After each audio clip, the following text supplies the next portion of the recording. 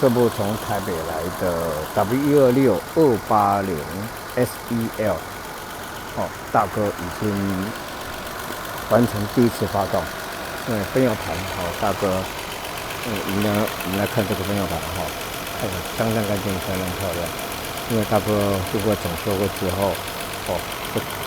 外表又经过喷砂，里面经过全新整理。这个分油盘在整修之前，我们看到它的数值高低不齐，而且出油量也不足。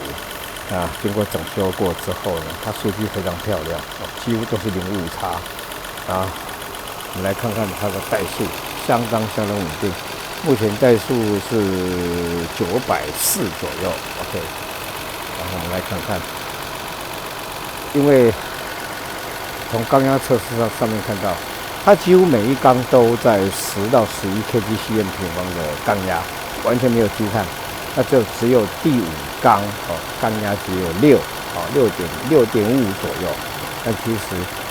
以大哥的经验，它这个不会造成怠速的问题。我们来看看它的怠速有多稳定，动都不动。转速是950，动都不动的。所以说，如果说有一缸的缸压稍微偏低，其实在对怠速稳定性是没有影响的，除非是零缸压，也就是说它的气门烧毁，那就热了以后，那就开始走动了。但是呢，现在我们看到它怠速就是950、960，动都不动。但是很可惜的，我们看到它的回流量我们看到0.34的回流量，也就是说汽油从这边进，从这边流回油箱，它1分钟应该要在2公升以上那才足够有油量来提供给分油盘来使用。像它的回流量这么低，2公升的回流量，应该要1分钟要从这里要流回油箱2公升，但它只流回0.34，代表它打过来的油量是不足的。那我们看到它的汽油泵浦就是新的但是呢，因为它这台是临时牌，很明显它就是停牌多年的车子99.9%都会造成油箱堵塞。油箱堵塞，你汽油泵浦换新也没有用。怠速这么稳定，但是有个缺点，你看大哥把它吹油看看，吹不上去。好，大哥吹油，吹不上去。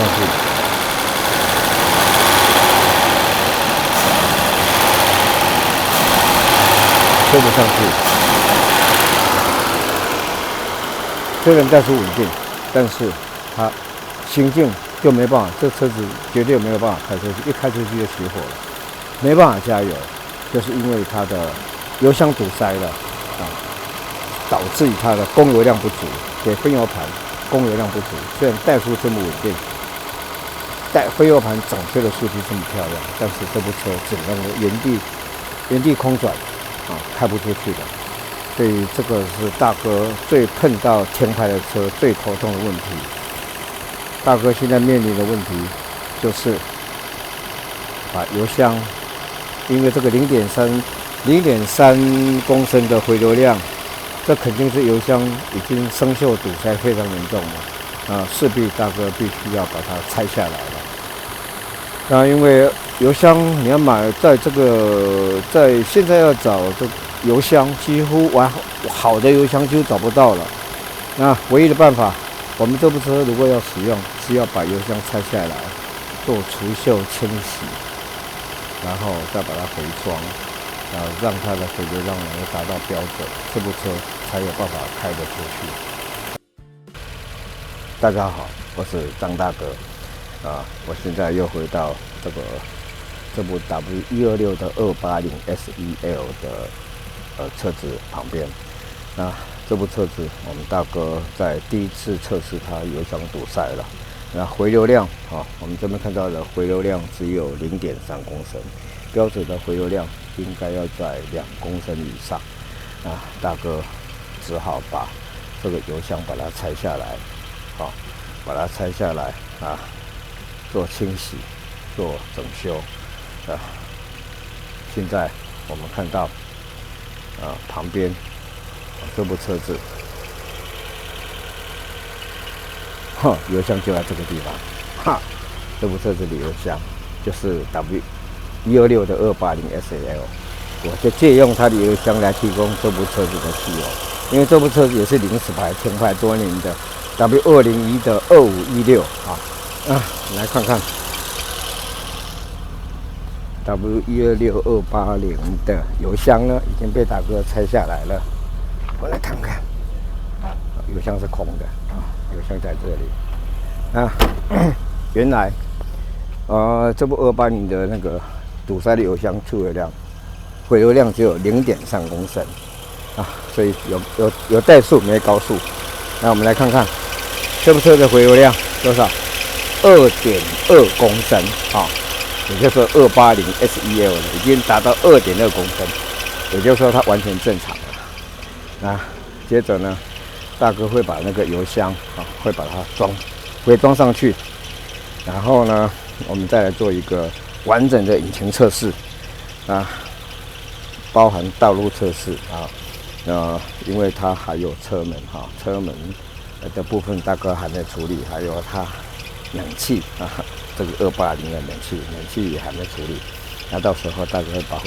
把这些还没有处理的部分处理完成以后，我们再来看它的完整的引擎测试报告所以这个油箱我们的回油量，我们再来看看2.25 公升